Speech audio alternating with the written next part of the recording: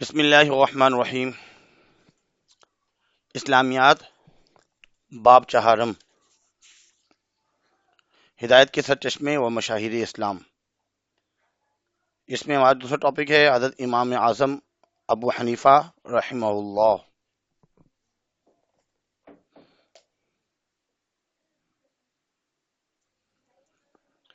اس کے کچھ تفصیلی سوال ہیں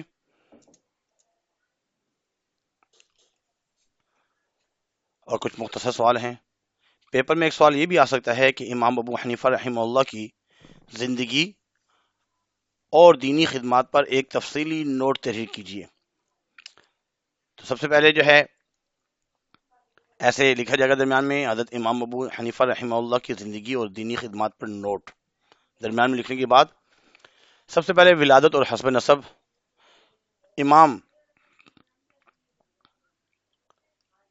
اعظم ابو حنیفہ رحمہ اللہ نہایت بلند شان اور مرتبے والی شخصیت ہیں۔ انہیں تابعین ہونے کا شرف نصیب ہے۔ تابعین اسے کہتے ہیں جنہوں نے صحابہ کو دیکھا ہو، اور صحابی انہیں کہتے ہیں جنہوں نے حضور صلی اللہ علیہ وسلم کو دیکھا ہو۔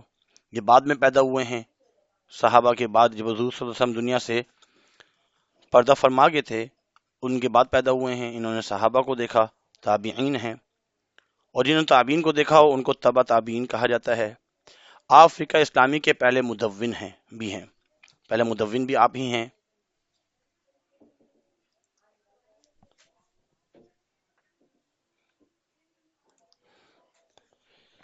امام ابو حنیفہ رحمہ اللہ کا پورا نام نعمان بن ثابت ہے۔ آپ کے آباء و اجداد فارس کے رہنے والے تھے۔ آپ خود ابو حنیفہ کی کنیت استعمال کرتے تھے۔ سن 80 ہجری میں بمطابق 699 عیسوی 80 ہجری بمطابق 699 عیسوی میں کوفہ، عراق میں ایک خوشحال گھرانے میں پیدا ہوئے۔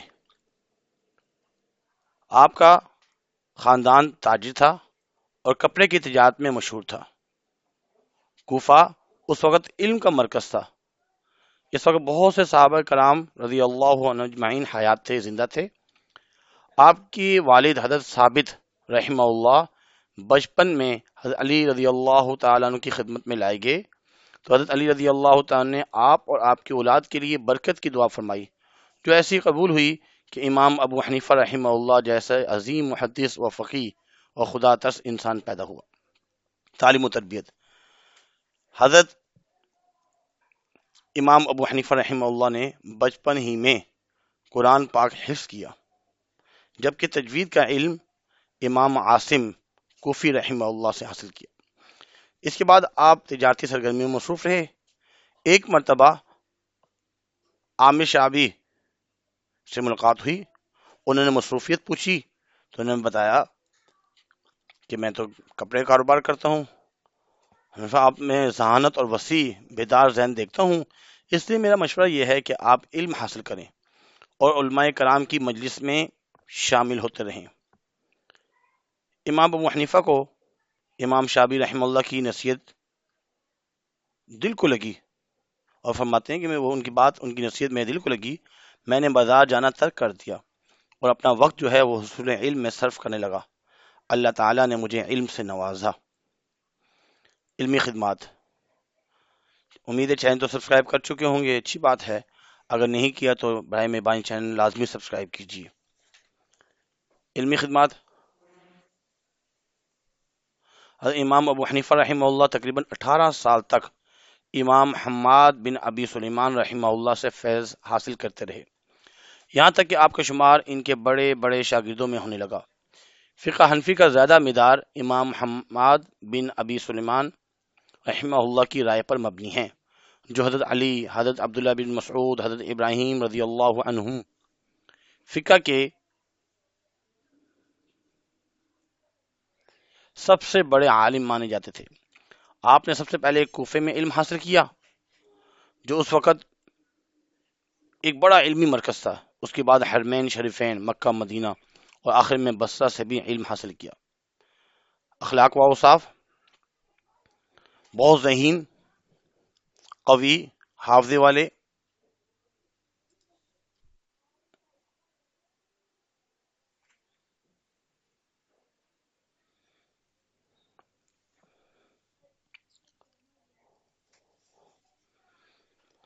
اور صاحب تقوی تھے. آپ تاجر تھے اور بے پناہ صدقہ خیرات کیا کرتے تھے. خصوصی طور پر اہل علم کی خواہش پوری کرنے پر زیادہ توجہ دیتے تھے. جب بھی اپنے لیے لباس تیار کرواتے تو ایسا ہی لباس کسی ایک عالم دین کے لیے بھی تیار کرواتے. اور جب بھی اپنے گھر میں کسی کے کھانے کا سامان خریدتے تو ان کی مثل صدقہ خیرات بھی کرتے. اور جب بھی آپ کھانا کھاتے تو کھانے کی مقدار کی دو مثل، اس کے برابر دو جو ہے صدقہ فرماتے تھے. وفات ایک ایسا وقت بھی آیا کہ عباسی خلیفہ ابو جعفر منصور نے حضرت امام ابو حنیفہ رحمہ اللہ کو ملک کے قاضی ہونے کا مشورہ دیا، لیکن آپ نے معذرت چاہی تو وہ اپنے مشورے پر اصرار کرنے لگا. چنانچہ آپ نے صراحتاً انکار کر دیا اور قسم کھا لی کہ یہ عہدہ قبول نہیں کر سکتے، جس کی وجہ سے 146 ہجری میں آپ کو قید کر دیا گیا. امام صاحب رحمہ اللہ کی علمی شہرت کی وجہ سے قید خانے میں بھی تعلیمی سلسلہ جاری رہا، اور امام محمد رحمہ اللہ جیسے محدث فقیہ نے جیل میں ہی امام ابو حنیفہ رحمہ اللہ سے تعلیم حاصل کی. غرض 150 ہجری میں صحابہ و بڑے بڑے تابعین سے روایت کرنے والا ایک عظیم محدث و فقیہ دنیا سے رخصت ہو گیا. مختصر سوالات. حضرت امام ابو حنیفہ کے اساتذہ کا ذکر. اساتذہ میں جو ہے امام ابو حنیفہ نے علماء تابعین کے علاوہ 4 اصحاب رسول حضرت انس بن مالک رضی اللہ عنہ، عبداللہ بن ابی اوفا، حضرت سہل بن سعد اور حضرت ابو طفیل بن واصلہ رضی اللہ عنہم کو پایا.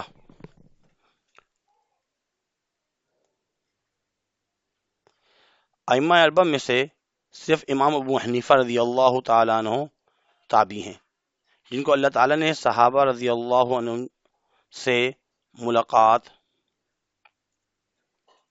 اور شاگردی کا شرف عطا فرمایا. آپ نے 6 سال تک